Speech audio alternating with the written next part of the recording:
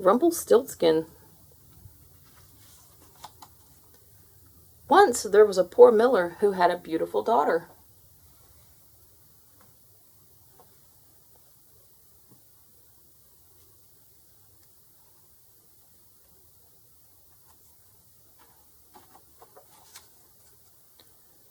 On his way to town one day, the miller encountered the king.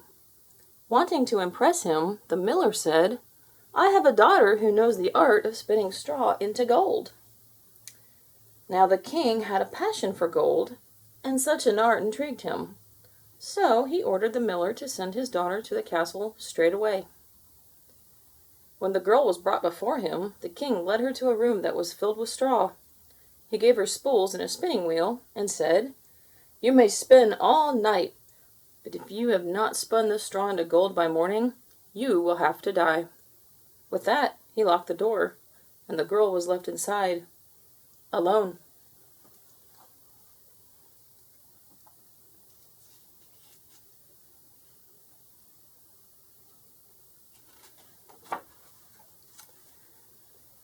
There sat the poor miller's daughter, without the slightest idea how anyone could spin straw into gold. For the life of her, she did not know what to do. She grew more and more frightened, and then she began to weep. Suddenly the door sprang open, and a tiny man stepped in. "Good evening, Mistress Miller," he said. "Why are you sobbing?" "Oh," the girl cried, "I must spin this straw into gold, and I don't know how."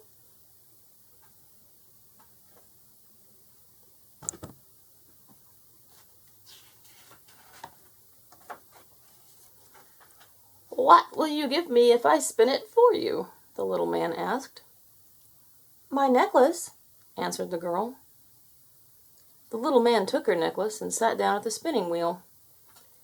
He pulled 3 times, whir, whir, whir, and the spool was wound full of gold thread.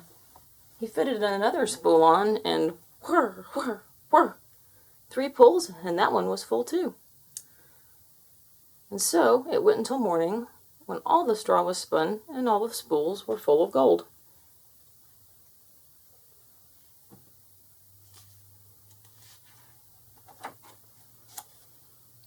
When the king came at sunrise, he was amazed and delighted, but all that gold only made him greedier. So he led the miller's daughter into a larger room filled with straw, and he ordered her to spin this straw too before dawn, if she valued her life.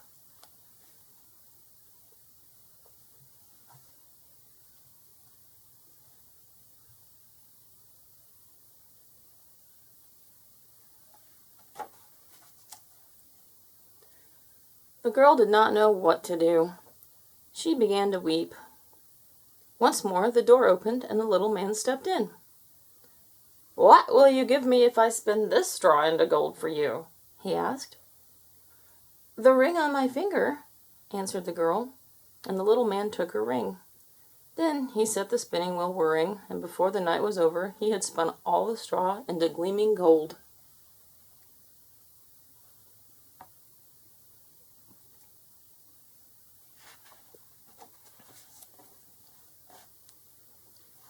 Shortly after sunrise, the king returned. Piles of golden spools glowed in the morning light. The king rejoiced at the sight of so much gold, but still he was not satisfied. He led the miller's daughter to a third, even bigger room that was piled high with straw. "Tonight you must spin this straw too," ordered the king, "and if you succeed, you shall become my wife." Because, he thought, I could not find a richer wife in all the world.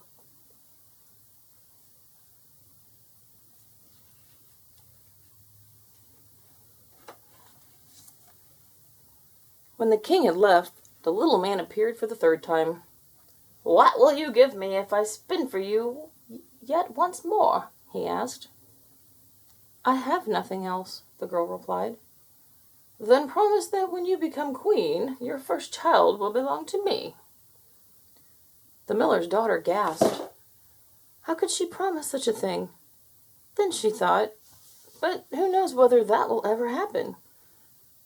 And as she could think of no other way to save herself, she promised, and the little man once again spun all the straw into gold.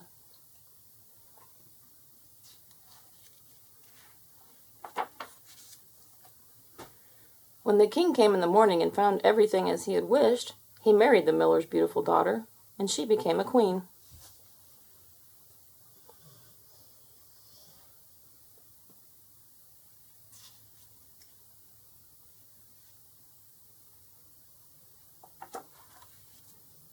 A year passed, and the queen brought a handsome baby boy into the world. She gave scarcely a thought to the little man, but one day he appeared suddenly in her room. "Now give me what you promised me," he demanded. The queen pleaded with the little man. He could take all the royal treasure if he would only let her keep her child. But her pleading was in vain. Then she began to weep so piteously that at last the little man was moved. "I will give you 3 days," he said. "If by the end of that time you know my name, you may keep your child."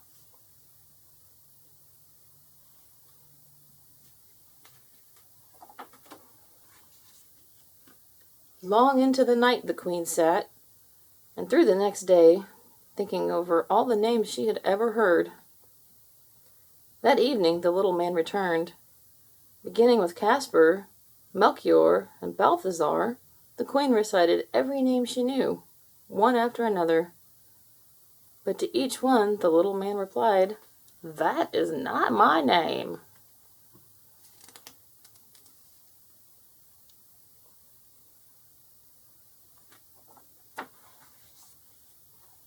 The second day the queen had inquiries made in town, searching for new names. And when the little man came that evening, she posed the strangest and most unusual ones to him. She tried beastie ribs and Lego ram and string bones, but he would only reply, "That is not my name."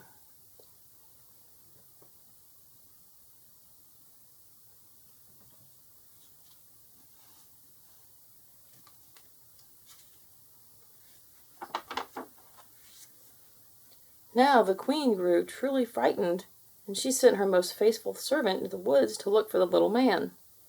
The servant searched through thickets and over clearings, deep into the forest.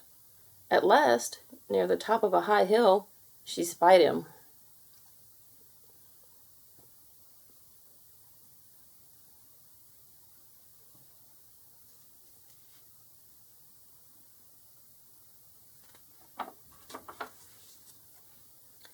He was riding on a cooking spoon around a great fire, and crying out, "I brew my beer, I bake my loaves, and soon the queen's own son I'll claim. Oh, lucky me, for no one knows that Rumpelstiltskin is my name." The servant made her way back as fast as she could manage, and at midday reached the castle. You can imagine how glad the queen was when she heard the name.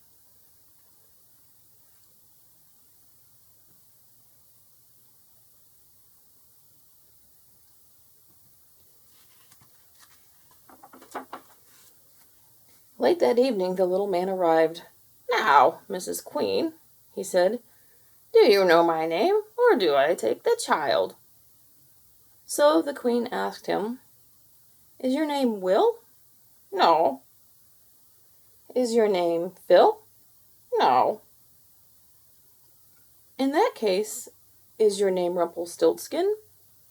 "The devil told you that! The devil told you that!" shrieked Rumpelstiltskin, and in a fury he jumped on his cooking spoon and flew out the window.